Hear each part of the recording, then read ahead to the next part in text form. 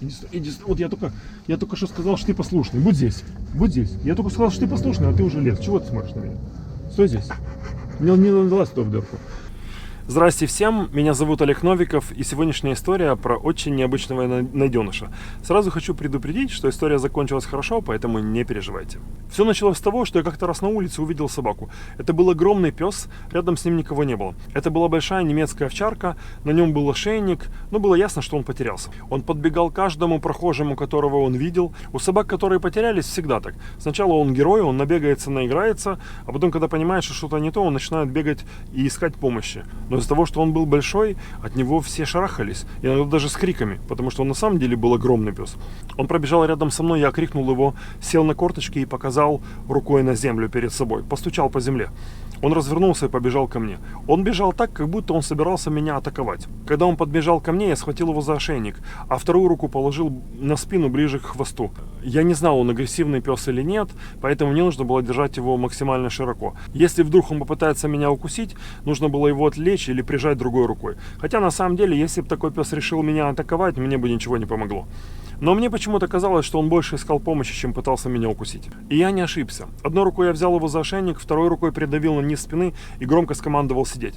Он тут же сел и посмотрел на меня. Он был очень сильно напуган. Было понятно, что он никогда не был в такой ситуации. На нем было два ошейника.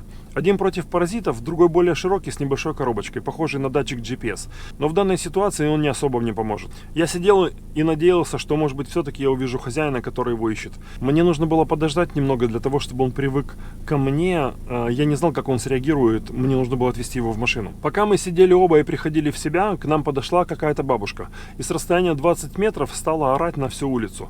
Она орала что-то типа, что почему я гуляю здесь с собакой, почему она без намордника, и почему я ее выпустил, и что я преступник, и что место мне в тюрьме, и собаку нужно усыпить, и она позвонит в полицию. Ну, в общем, все в таком духе.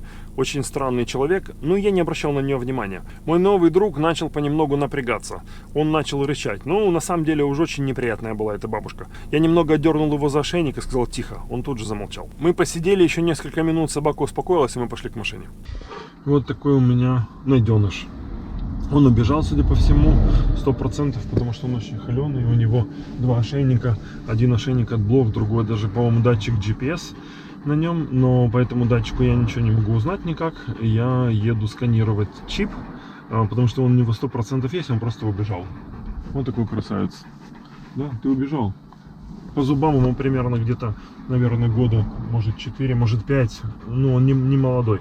И все, подбегал к людям, одни от него шарахались все в разные стороны, потому что собака страшная, но он на самом деле добряк. Бегал, искал, чтобы его кто-то забрал, в машину залез сам без проблем, сидит спокойно, в общем, ну он домашний. Сейчас приеду в приют, просканирую чип и отдам его обратно. Все, поругаю хозяев, естественно, бегал где попало. Люди его боялись, конечно, очень сильно, потому что он такой серьезный пес. Да? Серьезный пес. Он очень добрый, да? Как тебя звать? Морда. Ты породистая собака. И он очень большого размера, он такой здоровый. Моя рука по сравнению с ним. Такой огромный пес. Здоровый. Ну все, хорошо. Да? Сейчас верну тебя домой. Мои приключения с утра. Как не в тему ты, как обычно, вы всем мне не в тему. Ну что делать? Все будет хорошо. Мы приехали в приют, я решил с ним пройтись. Он нормально идет на поводке. Он даже не тянет, вон. Его придавливают, притормаживаешь, он останавливается. Для такой собаки большой он. Короче, он воспитанный пес. Идем, пошли. Вообще никаких проблем. Вот он.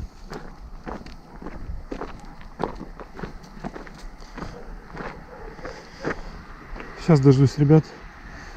Просканирую чип, ему датчик и верну его назад хозяевам. Идем обратно. Идем, не знаю, как тебя зовут. Пошли обратно. Вот. Все нормально. Абсолютно не тянет. Умеет ходить на поводке, чистый. Бежал просто. Идем. Побежал за приключениями.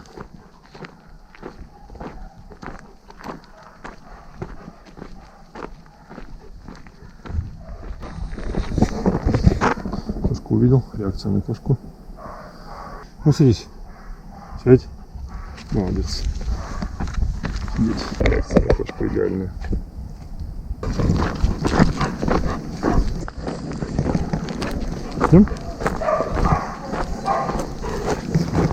Мы сканируем микрочип и ничего не можем найти. И такие вдвоем, ну все, нету. А потом стоим такие, не может быть, давай еще раз. В общем, прибор запищал и выдал нам номер собаки. Она, да, была зарегистрирована, и естественно, что у нее были хозяева, ну, как я и думал.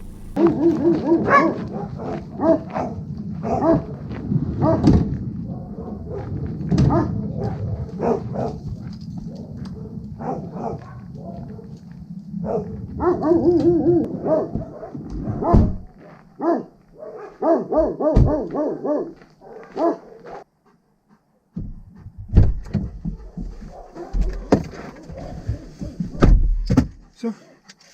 Я внес номер в базу данных по собакам и получил на него информацию. Естественно, что первое, что меня интересует, это как его зовут. Я такой смотрю и читаю такой, его зовут Дом. Я такой, Дом. Он сидит такой рядом и такой, а? Откуда ты меня знаешь? У него была такая удивленная морда, он так смотрел на меня. Хочу немного рассказать, что такое микрочип для собаки и какую информацию из него можно получить. Микрочип — это небольшая капсула длиной 12 мм и шириной 2.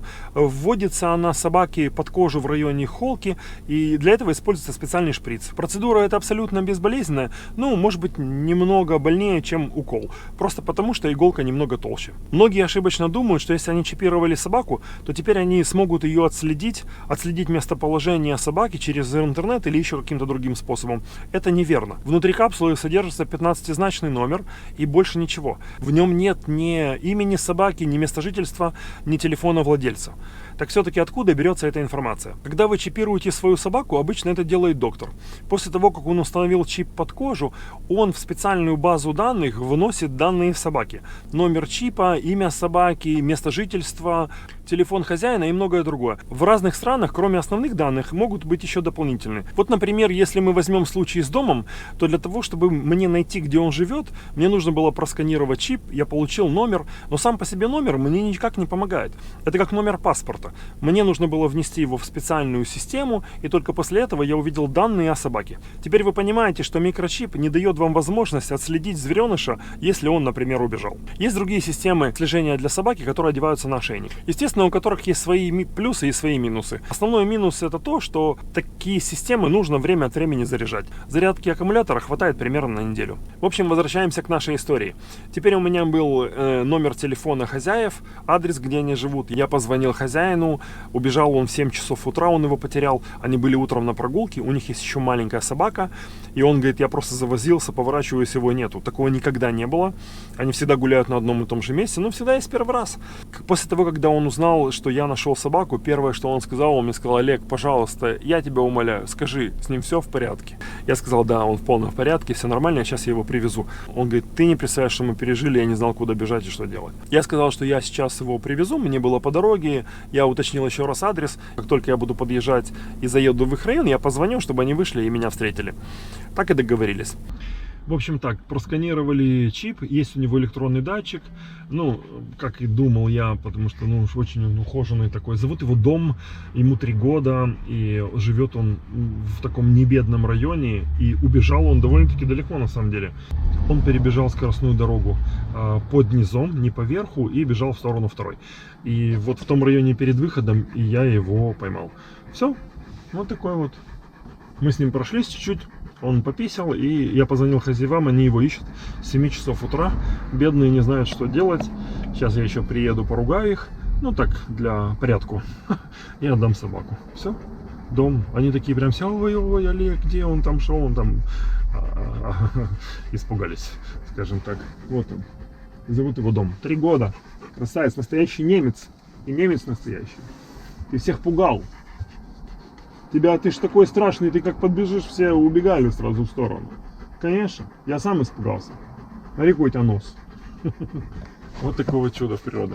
Ну, хорошо, что так закончилось. Конечно, если бы не было бы у него датчика, то пришлось бы просто делать ему... Дом, иди сюда. Не лезь. Дом, иди сюда. Дом, иди сюда. Иди сюда. Вот я только что сказал, что ты послушный. Будь здесь. Я только сказал, что ты послушный, а ты уже лез. Чего ты смотришь на меня? Стой здесь. Не лазь туда в дырку. Если бы не было датчика, то пришлось бы выкладывать в интернет рекламу и И искать его так, ну нашли бы, конечно. Ну все, и сейчас едем, ехать мне еще минут, сколько, 15, и все будет хорошо. Да, дом, красавчик. Все, едем возвращать беглеца, в общем. Все хорошо. Я поехал возвращать его домой. Как только мы заехали в район, дом сразу оживился. Он сразу стал смотреть по сторонам, он узнал знакомые места. Когда я заехал на их улицу, это улица, которая тупиковая, с нее нет выезда. И остановился, думаю, надо позвонить, чтобы они вышли. Смотрю, в конце улицы стоит хозяин с хозяйкой с поводком. В общем, они не дождались меня, они уже выбежали на улицу и ждали. Я подъехал, дом стал скулить, я его выпустил. Он стал прыгать, скулить, облизывать их. Хозяйка стала плакать. Ну, в общем, было видно, что он их очень любит, а они любят его, потому что он был очень ухоженный. Естественно, что я вышел, прочитал лекцию о том, что как надо следить за собакой, рассказал о разных страшилок. Там, я всегда пугаю, чтобы могла попасть под машину и все такое. Ну, это на самом деле так. Я очень рад, что с ним ничего не случилось. И я надеюсь, что они усвоили этот урок, и они будут лучше за ним следить. Ну, и сам он натерпелся ужасов, страха, поэтому не будет больше выбегать. Я уверен, что теперь с ним все будет хорошо. Берегите своих домашних животных, они абсолютно не приспособлены жить на улицах. Вот так закончилась эта история большого и очень доброго пса по имени Дом. Все, а на сегодня все. Удачи всем, берегите себя. Всем пока.